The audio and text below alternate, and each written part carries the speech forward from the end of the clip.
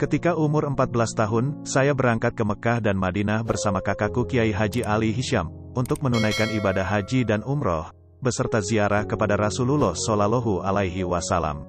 Ada kisah yang selalu saya ingat sampai sekarang, yaitu ketika ziarah kepada baginda Rasulullah Shallallahu Alaihi Wasallam untuk perpisahan.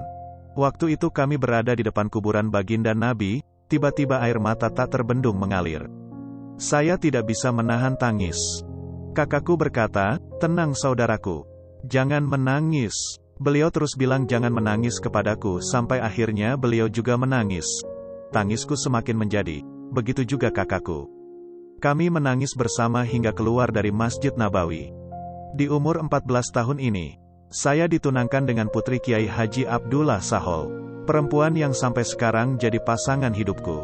Orang yang meminangnya untukku dari Kiai Haji Abdullah, adalah suami saudariku, yaitu Syekh Asad bin Ahmad Dahlan rahimahullah. Ketika ayahku masih hidup, memang selalu ditawarkan agar saya ditunangkan. Namun beliau menjawab, untuk sekarang hal terpenting bagi anakku hanya belajar. Umi pernah bercerita kepadaku, bahwa ayahku pernah bermimpi, yang menunjukkan akan ada hubungan keluarga melalui perkawinan antara beliau dengan salah satu cucu gurunya yaitu Syekhona Muhammad Khalil Bangkalan rahimahullah. Ayahku bermimpi tentang itu 2 kali. Pertama bermimpi Syekhona Khalil menggendong Umi, setelah bangun beliau menangis dan memanggil saudariku Fatimah, dan memberitahu kepadanya tentang mimpi itu. Beliau berkata kepadanya, "Umimu itu adalah perempuan yang memiliki nasab tinggi, namun saya tidak memimpikannya seperti mimpi ini." Mimpi yang kedua beliau bermimpi Syekh Khalil memberinya cincin. Pada umurku yang ke-15 tahun, guruku Kiai Haji Ahmad Zaini bin Miftahul Arifin pulang dari Jakarta ke kampung kelahirannya di Sumeneb. Ayahku semasa hidupnya berwasiat kepada kakakku, agar memasrahkanku kepada beliau untuk belajar agama. Kemudian kakak membawaku kepada beliau, dan menyampaikan wasiat ayahku, dan beliau menangis mendengarnya. Beliau berkata, dalam masalah ini, yaitu mendidik Syekh Taifur, pamanku Syekh Ali Wafa percaya kepadaku. Kiai Haji Ahmad Zaini merupakan ulama yang hafal Al-Quran, dan belajar agama kepada para masyayikh di Mekah Al-Mukarramah, yang diantaranya adalah Syekh Muhammad Ali Al-Maliki. Beliau juga memiliki banyak karya dalam berbagai disiplin ilmu, dan mayoritas tulisannya dibaca dalam beberapa majelis taklim. Beliau lama merantau di luar kota, dan kembali ke Sumeneb hanya pada akhir-akhir umurnya. Sebab, beliau bekerja di bidang pemerintahan. Beliau pernah menjabat sebagai Bupati Sampang, kemudian pindah ke ibu kota Jakarta menjabat sebagai Hakim Pengadilan Tinggi di sana. Di samping itu juga, beliau berprofesi sebagai dosen di salah satu universitas Jakarta, dan juga menjadi imam dan khotib di Masjid Istiqlal. Ketika beliau sepuh, beliau memutuskan untuk kembali ke Sumeneb. Saya belajar di rumahnya. Ketika itu, di kediamannya masih belum ada tempat khusus untuk santri. Karena beliau baru pulang dari luar kota, beliau membuat kamar dari bambu di samping rumahnya untukku dan sepupuku Farid bin Imam. Setelah itu, kemudian datang 1 dan 2 murid belajar bersama kami. Murid yang belajar kepadanya pada masa itu tidak lebih dari 20 orang. Dan mayoritas dari luar, datang belajar setelah salat asyar. Dalam mengajar beliau menggunakan metode seperti yang biasa digunakan di madrasah, menulis kitab yang akan dipelajari di papan. Dan murid-muridnya duduk di bawah. Mata pelajarannya pada satu hari dalam bidang hadis, dengan cara menulis 1 atau 2 hadis di papan, lalu dijelaskan dan disuruh untuk dihafalkan. Dan di hari lainnya, dalam bidang pendidikan dan akhlak. Ini untuk pembelajaran yang umum. Sedangkan untukku dan pelajar yang tinggal bersamaku di kediamannya, belajar kitab Mutammimatul Jurumiyah. Beliau juga memiliki pengajian mingguan di salah satu masjid desa Kolor, yang dihadiri banyak jamaah. Dalam pengajian itu, beliau membaca kitab karyanya sendiri. Pada bulan Ramadan, saya pulang ke rumah karena pelajaran libur. Ketika itu saya mendengar kabar kewafatan beliau.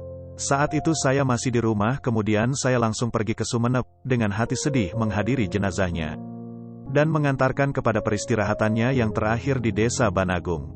Kesedihanku semakin bertambah, karena tidak dapat menyempurnakan pelajaran kepada beliau. Saya belajar kepada beliau hanya sekitar 8 bulan. Beberapa hari kemudian, saya dibawa oleh Kiai Haji Asad bin Ahmad Dahlan untuk belajar kepada Kiai Haji Abdullah Sahol. Beliau berdua berteman ketika belajar di pondok pesantren Sidogiri. Saya belajar sebagian dari beberapa kitab kepada beliau. seperti Sahih Bukhari, Usmuni ala Syarhi Alfiyah, Syarah Al-Baikuni karya Az-Zarkani, Syarah Sulam Al-Munawwarah, Al-Lumah karya Ibnu Ishaq, dan kitab-kitab lainnya. Pada masa tersebut, ketika di Bangkalan, saya pergi ke Patukan Kediri selama kurang lebih 1 bulan, pada bulan Ramadan, untuk mengikuti hataman kitab Bukhari kepada guruku Kiai Haji Jamaluddin Fadil. Selama di sana saya dapat menghatamkan kitab Sahih Bukhari dari awal sampai akhir. Kiai Haji Jamaluddin Fadil ini terkenal sebagai ulama yang alim dan hafal banyak nazaman fikih, nahwu, serta dalil-dalil ilmu lainnya. Di samping itu juga beliau terkenal dengan kezuhudan dan kehidupannya yang amat sederhana. Beliau tidak memiliki kendaraan kecuali sepeda ontel. Rumahnya tidak diberi lantai, semen dan lainnya, dan tidak terdapat kursi di dalamnya layaknya rumah-rumah lain. Hanya ada sebuah bangku panjang, yang semua tamunya duduk di bangku tersebut. Rumahnya juga hanya memiliki 2 kamar, yang satu untuk istirahat, dan satunya lagi untuk tamu. Kiai Haji Jamaluddin Fadil juga terkenal dengan orang yang sangat sabar, di mana keadaan santri-santrinya kurang sopan kepadanya. Di samping kediamannya terdapat musola yang ditempati salat dan kegiatan belajar mengajar. Di sana juga ada beduk yang dipukul sebagai pengingat masuknya waktu salat. Waktu pengajian ketika itu terus-menerus siang dan malam. Dimulai setelah salat subuh sampai sesaat sebelum waktu zuhur, dilanjutkan setelah salat zuhur sampai sesaat sebelum waktu asyar, setelah salat asyar sampai sebelum maghrib. Kemudian diteruskan setelah salat tarawih sampai tengah malam. Istirahat santri dimulai ketika pengajian selesai sampai waktu subuh. Bahkan terkadang para santri setelah selesai mengaji, mereka menabuh gendang hingga waktu sahur, dan Kiai tidak melarangnya. Saya nyantri kepada Kiai Haji Abdullah Sahol Bangkalan sekitar 9 bulan, dan harus pulang karena kakakku Kiai Haji Hisham wafat. Kewafatannya tentu menyisakan kesedihan mendalam bagi diriku. Cobaan demi cobaan silih berganti dengan kewafatan beberapa guruku, sehingga aku tidak bisa menyelesaikan belajar kepada mereka. Saya belajar kepada Abah dasar-dasar ilmu agama, namun saya tidak bisa menyelesaikan pelajaran karena beliau wafat, dan saya menjadi anak yatim. Kemudian belajar kepada kakakku sebentar, dan pindah kepada guruku Syekh Ahmad Zaini Miftah di Sumeneb. Kepada beliau saya belajar juga tidak lama, karena beliau wafat. Kemudian kepada Syekh Abdullah Sahol juga sebentar, karena kakakku meninggal. Setelah itu saya sempat pergi ke Lasem, untuk belajar kepada Kiai Haji Muzakir. Namun saya tidak kerasan karena cobaan yang bertubi-tubi itu. Di sana saya hanya selama 1 bulan, dan saya tidak pernah belajar kepada Kiai walaupun 1 kali. Saya banyak keluar pondok sehingga saya memutuskan untuk pulang. Sejak itu saya memiliki keinginan kuat untuk belajar di Mekah Al-Mukarramah. Ketika Allah berkehendak untuk menjadikanku sebagai pelajar di kota suci Mekah, maka datanglah salah seorang penduduk Mekah dari kalangan Bani Alawi ke tempat kami Ambunten. Beliau adalah Sayyid Al-Fadil Muhammad bin Soleh Al-Muhdar, datang ke Ambunten untuk menikah dengan salah satu putri Sayyid Husain bin Abdullah Al-Hinduan rahimahullah. Saya datang menemuinya di kediaman Sayyid Husain, dan beliau mengenalkanku kepada Sayyid Al-Muhdar. Waktu itu di rumah Sayyid Husain terpampang foto abahku. Dan Sayyid Husain memperlihatkan kepada beliau, dan juga memberitahu bahwa aku adalah putranya. Ketika melihat foto abahku, secara spontan beliau berkata, orang ini adalah orang hebat, ulama besar. Sayyid Muhammad Al-Muhdar juga mengunjungi kediamanku, dan salat zuhur di musola samping rumah, yang sekarang dibangun menjadi Masjid Al-Itqon.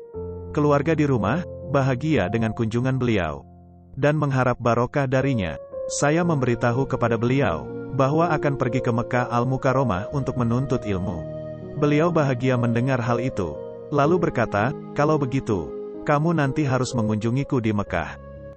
Dan, tunggu kisah selanjutnya, di part berikutnya. Sampai jumpa lagi.